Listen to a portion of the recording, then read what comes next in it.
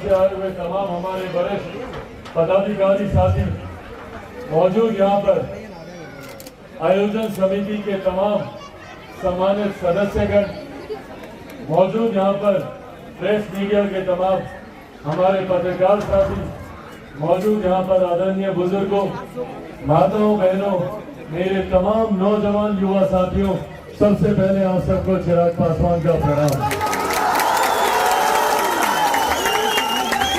साथियों, यकीनन मेरे लिए सौभाग्य की बात है कि आज वीर बाबा चौहरमल जी के प्रतिमा का अनावरण करने का सौभाग्य मुझे प्राप्त हुआ। मेरे नेता, मेरे पिता, अक्सर उनका यहाँ पर आना लगा रहा। आज उनकी गैर मौजूदगी में एक पुत्र होने के नाते मेरा उत्तरदायित्व बनता है कि अपने नेता, अपने पिता आदरणीय रामविलास पासवान जी के तमाम अधूरे कार्यों को मैं पूरा करूं। आज जब वो इस दुनिया में नहीं है और मुझे जानकारी मिली यहाँ पे वीर बाबा चौहरमल जी की प्रतिमा का अनावरण करना, तो एक तरफ जहाँ ये मेरे लिए एक सौभाग्य का लम्हा था, वही एक भावुक क्षण भी था। अगर आज मेरे नेता, मेरे पिता आदरणीय रामविलास पासवान जी जीवित होते तो यकीनन वो स्वयं खुद यहाँ पर आते और न सिर्फ इस प्रतिमा का अनावरण करते, बल्कि आप सबसे भेंट मुलाकात कर कर आप सबकी तमाम समस्या, तमाम सुझावों को वो पूरा करने का वो प्रयास करते। और आज जब वो इस दुनिया में नहीं है, आज जब वो इस दुनिया में नहीं है, तो एक ईमानदार प्रयास मैं भी कर रहा हूँ उनके तमाम अधूरे कार्यों को पूरा करने का। हर उस गांव, हर उस गली, हर उस मकान, हर उस व्यक्ति से जाकर मिलने का प्रयास कर रहा हूँ जिनका जुड़ाव कभी न कभी मेरे नेता, मेरे पिता आदरणीय रामविलास पासवान जी के साथ रहा। और साथ ही में ये प्रयास भी कर रहा हूँ कि जिस सपनों के बिहार को बनाने का सपना मेरे नेता, मेरे पिता ने देखा था, उस बिहार के निर्माण को हम सब मिलकर पूरा करें। बिहार फर्स्ट, बिहारी फर्स्ट की सोच के साथ मैं निकला हूँ और मैं चाहता हूँ कि बिहार सही मायनों में एक विकसित राज्य बने। इस बात की पीड़ा आज भी मुझे होती है भैया कि भारत एक साथ आजाद हुआ, भारत के तमाम प्रदेश एक साथ आजाद हुए, तो क्या कारण है कि कई दिल्ली, बंबई जैसे चमचमाते शहर बने और वही दूसरी तरफ हमारा बिहार प्रदेश जो आजादी के 75 साल के बाद आज भी पिछड़ा प्रदेश कहलाता है। आप जाइए, जाकर देखिए दिल्ली, मुंबई, जहाँ पे विकास की नई नई गाथाएं लिखी जा रही, जहाँ पर जब लोग विकास की बात करते हैं तो मल्टीप्लेक्सेस की बात करते हैं, मेट्रो की बात करते हैं और तो और बुलेट ट्रेन की बात करते हैं। पर हमारे प्रदेश में आज भी आजादी के 75 साल के बाद आज भी जब बिहार में विकास की बात की जाती है तो हम लोग की सोच सीमित हो जाती है कि कैसे हमारे आंगन में एक चापाकल गड़े, कैसे हमारे घर के सामने गली गली बने, कैसे हमारे गांव में ट्रांसफार्मर आए। सिर्फ यही सोच विकास की सीमित होकर रह गई है बिहार और बिहारियों को। मैंने आज तक कभी नहीं सुना कि बिहार में कोई आईटी जॉब, आईटी सेक्टर की बात करता, बिहार में उद्योग की बात करता। आज की तारीख में बिहारी युवा मजबूर है पलायन कर दूसरे राज्यों में जाने के लिए। और अफसोस की बात ये कि जब बिहारी युवा पलायन कर दूसरे राज्यों में जाता है शिक्षा, रोजगार के लिए, तो वहां पर उस पर लाठियां चलाई जाती है, उसे अपमानित किया जाता है, बिहारी बोलकर उसे बेइज्जत करने का काम किया जाता है। और तो और अफसोस तब और ज्यादा होता है कि जब हम बिहारियों पर दूसरे प्रदेश के लोग ही लाठी नहीं चलाते, जब हमारे खुद के प्रदेश में हमारे खुद के मुख्यमंत्री नीतीश कुमार जी के आदेश पर हम लोगों पर लाठियां चलाने का काम किया जाता है। जब हम लोग सड़क पर अपनी जायज मांगों को लेकर उतरे, तब हम लोगों पे लाठियां चलाई गई, भले वो छात्र हो, भले वो शिक्षक हो। आज भी पटना में तमाम अभ्यर्थियों पर जो कि अपनी जायज मांग को लेकर, और हकीकत है भैया पिछले 3 साल 4 साल से वैकेंसी निकलने के बावजूद भी क्यों बहाली नहीं की जा रही है, क्यों नियुक्तियां नहीं की जा रही है, और एक तरफ उनकी नियुक्ति नहीं की जा रही है तो दूसरी तरफ आए दिन नियमों में बदलाव किए जा रहे हैं। पहले सीटेट बीटेट था, उसके बाद बीपीएससी को जोड़ दिया गया, और आज जब हमारे अभ्यर्थी उसकी तैयारी कर जा रहे हैं तो उसमें 2 मसाइल को उसमें हटा दिया गया कि भैया बाहर के भी लोग आएंगे, वो भी उसमें परीक्षा दे सकते हैं। तो भैया बिहारी जाएगा कहाँ?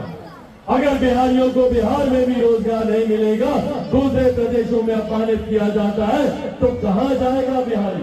ये सवाल मुख्यमंत्री नीतीश कुमार जी से पूछना जरूरी है। आज जो लोग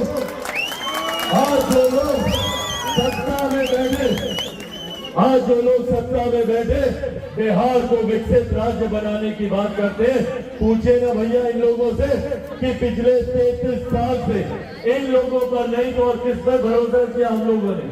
33 साल से ये लोग सरकार में है। आज बिहार सरकार के शिक्षा मंत्री बोलते हैं कि बिहारियों में क्षमता नहीं है, उनमें सामर्थ्य नहीं है अच्छे शिक्षक बनने का। तो भैया क्यों ऐसे छात्र पैदा नहीं हुए जो बेहतर शिक्षक बन सके? और अगर बेहतर छात्र नहीं पैदा हुए तो इसके जिम्मेदार ये लोग नहीं है तो और कौन है? जो लोग पिछले 3 दशक से ज्यादा बिहार की सत्ता में बैठे हुए हैं। साथियों, ये तमाम बातें आज आप लोगों, जब चुनाव सामने आते हैं, जब सरकार बनाने की बात आती है तो बड़े बड़े वादे किए जाते हैं। कोई बोलता है 10 लाख रोजगार देंगे, तो मुख्यमंत्री बोलते हैं 10 लाख क्यों 20 लाख देंगे। 20 आदमी को रोजगार मिला यहाँ पे? मिला है किसी को रोजगार? ये व्यवस्था इन लोगों ने बना के रखी है। आज भी दिल्ली बंबई लोग जाते हैं। भैया मैं खुद दिल्ली में रहा हूँ, बंबई में मैंने काम किया, पर मैंने आज तक कभी नहीं सुना कि कोई दिल्ली बंबई का लड़का या लड़की बिहार आता हो शिक्षा के लिए। आप लोगों ने सुना क्या? कोई बंबई का लड़का लड़की बिहार आया रोजगार के लिए? तो फिर क्यों सिर्फ हम बिहारियों को ही दूसरे प्रदेश जाना पड़ता है शिक्षा के लिए, रोजगार के लिए? हम लोग दूसरे प्रदेश जाते हैं, वहां पर अपमानित भी होते हैं, पर हमारे प्रदेश में आज भी हम लोगों को व्यवस्थित करने की कोई नीति नहीं तैयार की गई। आज भी बिहार में कैसे आईटी सेक्टर खुलेगा, कैसे यहाँ पर उद्योग खुलना तो दूर की बात है, चालू रहे उद्योगों को बंद करने का काम किया जा रहा है। पेपर मिल हो, शुगर मिल हो, जितने उद्योग धंधे बिहार में चल रहे थे उसको बंद करने का काम किया जा रहा है। आज जब चिराग पासवान बिहार के मुख्यमंत्री नीतीश कुमार जी से सवाल पूछता है तो चिराग पासवान को समाप्त करने का प्रयास किया जाता है। चिराग पासवान की राजनीतिक हत्या करने की तैयारी की जाती है। भैया क्या कसूर है चिराग पासवान का? क्या कसूर है? यही कसूर है ना कि चिराग पासवान बिहार में बेहतर शिक्षा की बात करता है, बिहार में ही बिहारी युवाओं के रोजगार मिलने की बात करता है, बिहार में उद्योग खुलवाने की बात करता है, बिहार की स्वास्थ्य सेवा को बेहतर करने की बात करता है, महिलाओं के सम्मान की बात करता है, किसानों के अधिकार की बात करता है, मजदूरों के अधिकार की बात करता है, बुजुर्गों के सम्मान की बात करता है। और सिर्फ इसी कसूर की वजह से बड़ी बड़ी शक्तियां एकजुट हो गई है चिराग पासवान को समाप्त करने के लिए। बड़ी बड़ी ताकतें लगी है कि कैसे चिराग पासवान को समाप्त किया जाए। कैसे करेंगे भैया?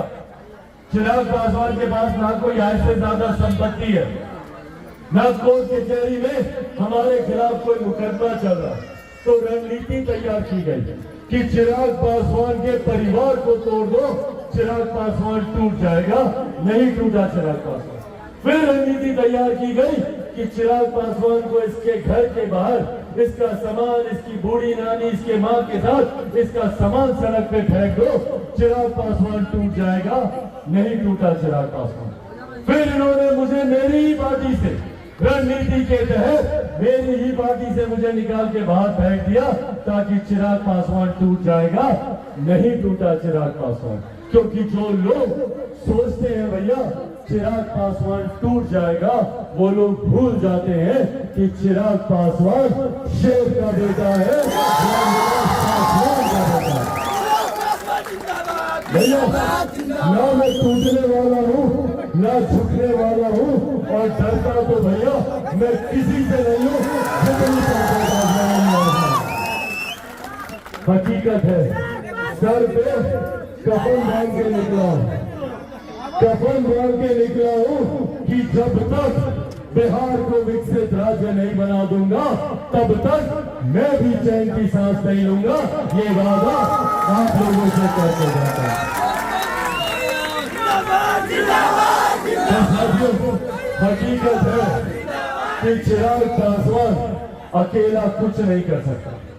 चिराग पासवान को जरूरत है आप सबके साथ की, आप सबके सहयोग की। आप सबको चिराग पासवान बनके गांव-गांव, घर-घर जाकर बिहार फर्स्ट, बिहारी फर्स्ट के बारे में बताना होगा। बनेंगे चिराग पासवान।